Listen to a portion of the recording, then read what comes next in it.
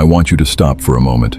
I want you to think about the last time something went wonderfully right for you. Maybe the time you got a promotion, received an unexpected praise, or fell in love. Now, think also about the last time something went terribly wrong. Maybe the day a relationship ended. Maybe the day you lost money, or your health failed you. In both of those moments, there is a single question that determined the quality of your experience. Did you make it worse? Most of us do. We take the good and we corrupt it with arrogance, believing we are somehow special or deserving, which sets us up for a brutal fall. And we take the bad and we corrupt it with struggle, fighting against reality itself and exhausting ourselves in a battle we cannot win. We are, for the most part, our own worst enemies, not because we are evil, but because we are undisciplined in our reactions. Almost 2,000 years ago, a man who held the greatest power the world had ever seen, a Roman emperor named Marcus Aurelius, wrote a simple solution to this universal human ailment. He wrote, "Receive without arrogance, release without struggle." This is not a platitude. It is not a fortune cookie sentiment. This is a tactical manual for the soul. It is a radical prescription for a life of freedom, resilience, and deep, abiding peace. In this video, we are going to tear these words apart, examine their raw power, and rebuild your understanding of how to navigate the chaos of existence. We are going to explore how to accept the gifts and blows of fortune with grace, and how to let go of what no longer belongs to us with dignity. Let's begin. Let's talk about the first half of the equation. Receive without arrogance. Our modern world is obsessed with ownership and credit. We live in a culture that worships the self-made individual. We are taught that we are the captains of our souls and the masters of our fate. We build our identities on a foundation of achievements, possessions, and the validation of others. When something good happens, our instinct is to puff out our chests. We think, "I did this. I earned this. This proves my worth." This is the voice of arrogance, and it is a poison. But we must be careful here. When Marcus Aurelius warns against arrogance, he is not telling you to be falsely modest or to deny your own effort. He is not saying you didn't work hard. What he is doing is pointing to something much deeper, something that challenges the very core of how we view ourselves. For the Stoic, nothing external to the soul is truly good or bad. It is merely indifferent. The only true good is your character, your wisdom, your justice, your courage, and your self-discipline. Everything else, wealth, status, health, or praise, is just stuff. They are on loan from the universe. When you receive a gift from fortune, a promotion, a financial windfall, or public praise, and you respond with arrogance, you are making a profound philosophical error. You are claiming ownership of something that was never really yours. You are forgetting the infinite chain of cause and effect that led to this moment. You are ignoring the genetic lottery that gave you your talents, the upbringing that shaped your drive, the mentors who taught you, the economy that made your job possible, and the sheer dumb luck of being in the right place at the right time. Arrogance is the ultimate expression of delusion. It is the act of looking at a gift and insisting you paid for it. It is the act of looking at the stage, the director, the script, and the other actors, and claiming you wrote the entire play yourself. This delusion doesn't just make you insufferable, but it also makes you fragile. This is because when you build your house on the sand of "I deserve this," you are doomed to watch it crumble the moment fortune shifts. And fortune always shifts. Think of the athlete who wins a championship and screams, "I'm the greatest, I did this all by myself." Yes, they trained. Yes, they sacrificed. But they also had a body that didn't break down, coaches who saw their potential, parents who drove them to practice, and an opponent who just happened to have an off day. To ignore all that is intellectual and spiritual bankruptcy. Marcus Aurelius understood this more acutely than anyone. He was the most powerful man in the world, surrounded by endless flattery and sycophants. Yet he wrote in his private diary, "You could leave life right now. Let that determine what you do and say and think." He was constantly reminding himself of the fragility of his position. He knew that the imperial purple was just a cloak, and that underneath it, he was just a man whose breath could cease at any moment. This perspective is the antidote to arrogance. Receiving without arrogance means to accept the good things in life with a quiet, humble gratitude. It means appreciating them while simultaneously holding them lightly. It means recognizing that you are a steward, not an owner. It means looking at a victory and saying, "The universe has provided this opportunity. I am grateful. I will use this to act with virtue and to serve others." but I will not let it define me because it could be gone tomorrow. This is the foundation of an unshakable mind. When you receive without arrogance, you are not vulnerable to the loss of the thing you received because you never truly owned it. You were just grateful to have it for a little while. Now we come to the second and often more painful half of the equation. Release without struggle. This is where the modern world fails us most profoundly. We are raised on a diet of relentless optimism and relentless work. We are told that if you just want something badly enough, if you just fight hard enough, you can achieve anything. Never give up is the mantra of our age. We are conditioned to see struggle as a virtue in itself. We equate clinging with caring and letting go with giving up. This is a catastrophic misunderstanding of the nature of life. Life is not a static state, but a dynamic process. Everything is in a constant state of flux. The ancient Greek philosopher Heraclitus famously said, "You cannot step into the same river twice. The water is always flowing. The banks are always eroding. The universe is not a museum, it is a river, and we are in it." To release without struggle is to accept this fundamental truth. It is to stop fighting the current. The struggle he warns against is not the energy of a hard day's work, but the internal war we wage against reality. It is the tantrum of the ego that refuses to accept the inevitable. It is the frantic grasping of a drowning man that only makes him sink faster. It is the mental anguish of protesting, "This shouldn't be happening." Why do we struggle so much when we have to let go? We struggle because we are attached. We have taken the external things of life, our possessions, our relationships, our status, our youth and our health, and woven them into the fabric of our identity. We say, "I am my job. I am my car. I am this relationship." When the job is lost, when the car is wrecked, when the relationship ends, we feel like a part of ourselves is being torn away. We feel diminished. We feel like we are dying. But the core of Stoic philosophy is the realization that you are none of those things. You are not your job title. You are not your bank account. You are not your relationship status. You are your rational mind, your character, and your will. These are the only things that truly belong to you, and these are the only things no one can take away from you. Epictetus, the great Stoic teacher who was born a slave, offered one of the most powerful metaphors for this. He said, "Life is like a banquet. The dishes are passed around the table. You see a delicious dish coming your way. You are to receive it and take your fair share. This is to receive without arrogance. But when the dish is passing away, you are to let it go gracefully. Do not grab at it as it leaves. Do not cry out that you didn't get enough. Do not chase after the servant taking it away. The dish was a gift. It was never yours to own. It was simply being passed your way." This is the essence of release without struggle. It is the understanding that you are not the owner of anything in this world. You are a temporary custodian. Your life, your relationships, your health, and your wealth, these are all on loan from the universe. They are borrowed. And when the universe decides to reclaim them, to fight that process is not only futile but profoundly destructive to your own peace of mind. The struggle is the secondary emotion. Let's distinguish between pain and suffering. Pain is the primary natural emotional response to a loss. You lose a loved one and you feel profound grief. That is pain. You lose your job and you feel anxiety and fear. That is pain. Pain is an inevitable part of the human condition. It is a signal that you have cared about something, and that is a beautiful thing. Suffering, however, is optional. Suffering is the secondary emotion. Suffering is the struggle. It is the mental noise you add to the pain. It is the voice in your head that says, "This isn't fair. Why me?" Or, "I can't live without this." Suffering is the internal rebellion against reality. It is you arguing with the universe. The Stoic does not suppress the pain. They are not emotionless stones. Marcus Aurelius himself, as a father, felt grief, but he did not add the suffering.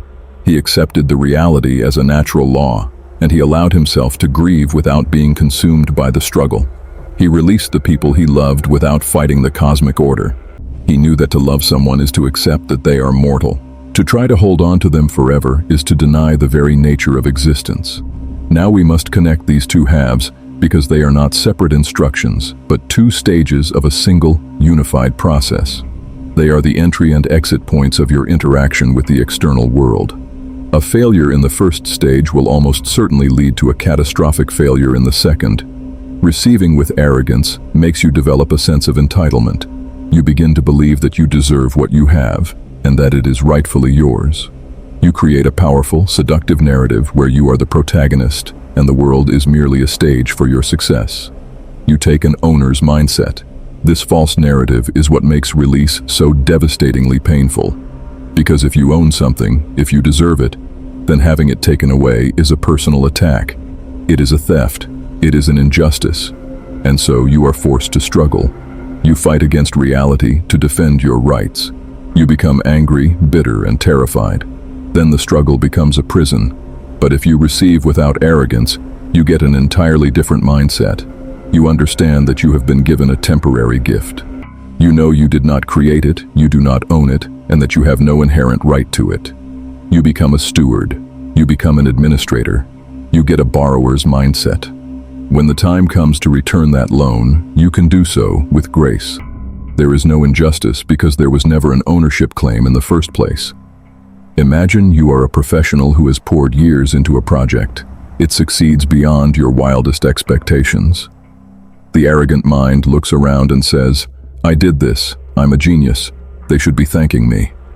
This is the moment they plant the seeds of their future suffering. The universe is cyclical. The next project fails. The arrogant person, whose identity was fused with the success, becomes devastated. They take it personally. They get a nervous breakdown. They fight against the turn of fate, trying to hold on to a status that is already gone. The Stoic professional, however, receives the praise with a quiet internal nod. They think, "The universe has provided this opportunity. I will use this to serve the community and practice virtue. The credit doesn't belong to me. It is a confluence of events." When the next project fails, they do not see it as a personal defeat. They analyze it rationally. When the market shifts, they say, "The conditions were different." They release the status without a struggle. No bitterness and no depression. They simply pivot to the next task. This is true freedom. Consider the context of relationships. To love without clinging is one of the most profound spiritual and philosophical achievements. Arrogant love is possessive. It says, "You are mine, I need you, you complete me." This is arrogance because it assumes the other person is an object you own and that your happiness is dependent on their presence. When that possessive relationship ends, the result is a catastrophic struggle. It becomes jealousy, anger, desperate attempts to manipulate and control, or vengeful lashing out. The ego becomes shredded. They feel like a part of them is dead. They fight against the reality of the other person's autonomy and the changing nature of human connection. But to receive love without arrogance is to see the other person as a fellow traveler and a soul on their own journey. See them as a gift that you have been privileged to walk alongside. Appreciate them for who they are, not for what they give you. When the path diverges, release them without struggle. This is not a loss, but a return to nature. You become grateful for the time you shared. You do not curse the universe, but you release them with a blessing. This is the ultimate act of love. To love freely and to let go freely. So, how do we actually do this? How do we move from understanding these words to living them? It begins with the discipline of perception. The Stoic philosopher Epictetus said, "It's not what happens to you, but how you react to it that matters." Your reaction is predicated on your judgment. If you judge a lost promotion to be a disaster, you will struggle. If you judge it as an event, you will be free. Every moment of every day is an opportunity to practice. If you receive a compliment, just say, "Thank you," and move on. Don't add internal commentary about your greatness. If you get stuck in traffic, accept it. Releasing your frustration without a struggle is a victory. This is micro-practice, but it builds the muscle. Secondly, practice negative visualization. This sounds pessimistic, but it is a powerful tool for gratitude and detachment. The Stoics recommended actively imagining the loss of the things you value. Imagine losing your job, your home, your health, or your loved ones. This isn't to induce depression, but about rehearsing for reality. It makes you appreciate what you have now, and it lessens the shock when you lose them. You have already made peace with the possibility. Now you are prepared to release. Third, deeply internalize the dichotomy of control. This is the bedrock of Stoicism. Some things are within your control. These are things like your judgments, your opinions, your will, or your desires. Everything else is outside your control.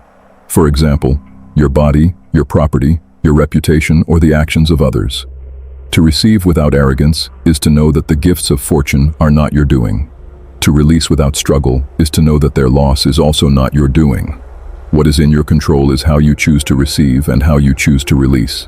Finally, and most profoundly, identify with your inner ruling center, your hegemonicon. Marcus Aurelius calls it the inner citadel. This is the part of you that is untouchable by fate. Your character is the only thing that truly belongs to you. It is the only thing you can truly receive and never lose. You can receive challenges, and if you meet them with wisdom, they will only fortify your character. You will never be forced to release your virtue. No one can take your integrity. The more you identify with this inner self, the less threatened you will be by the loss of external things. Your peace will no longer be dependent on the temporary, so the struggle will cease to exist. Let's consider our modern world. We are drowning in externalities. Social media has created an epidemic of envy and arrogant entitlement. We see others receiving and we demand the same. We tell ourselves, why not me? We ask with a sense of aggrieved entitlement, and our identities are built on a fragile foundation of likes and followers. We get a like, and we feel arrogant pride. The next day, the algorithm changes, and we struggle for engagement, chasing the fading approval of the mob. Because of that, we get caught in a toxic loop. Marcus Aurelius's words cut through this. He would ask, why are you seeking approval from people whose thoughts you can't even control? Why are you valuing a like over your own peace of mind? To live this philosophy is to find freedom in anonymity and to find joy in obscurity. It is detaching your self-worth from the whims of the crowd. Receive without arrogance, release without struggle is a manual for a life lived in harmony with nature. It is the art of sailing. The wind is beyond your control. You can receive a strong gust with gratitude and use it to propel you. You can also receive a dead calm with patience. When the wind changes, you do not fight it. You adjust your sails. You release your attachment to the old course and embrace the new one. This is the freedom of the Stoic. It is the freedom from anxiety. Anxiety is the fear of losing something. It is the projected struggle of the future. If you are prepared to release everything, you get nothing to be anxious about. The worst-case scenario is a loss, and because of that you were prepared. It is the freedom from grief. Grief will always be a part of love. But the suffocating grief that destroys a person comes from the attachment, the belief that the person was never meant to leave. The Stoic grief is no less deep, but it is cleaner. It is a grief for a shared journey that is complete, not a grief born of cosmic injustice. Let us return to Marcus Aurelius one last time. He tells us to retire into our own country, our own mind. The only thing that belongs to you is reason and will. The rest is borrowed. The gold, the power, the praise, and the health, all are borrowed. The people you love are also borrowed. Your own life is also borrowed from nature, and nature will demand it back. The time to practice is now. Every breath is a receipt of life. You didn't earn it. So receive it with gratitude and without arrogance, and every time you exhale, you are releasing. You don't struggle to hold on to that breath. You let it go, trusting that the next one will come, or it won't. But either way, you are at peace. This is the essence of the quote. It is the blueprint for an undefeated soul. An undefeated soul is not one that wins every battle, but one that is never conquered by the internal one. It accepts fate's gifts with quiet dignity and returns them without a fight. The stage is set and the play is performed. Play your part with passion, but know the play is temporary. When the curtain falls, bow and leave the stage. No struggle, no arrogance. This is just the piece of doing your part well. Keep these words as your mantra. When faced with triumph, whisper, receive without arrogance. When faced with loss, whisper, release without struggle. Let them guide you. I know it is a lifelong practice. It is the art of living and the art of dying, wrapped in a single beautiful eternal truth. The only thing you truly possess is the present moment and the choice you make within it. Choose to be free.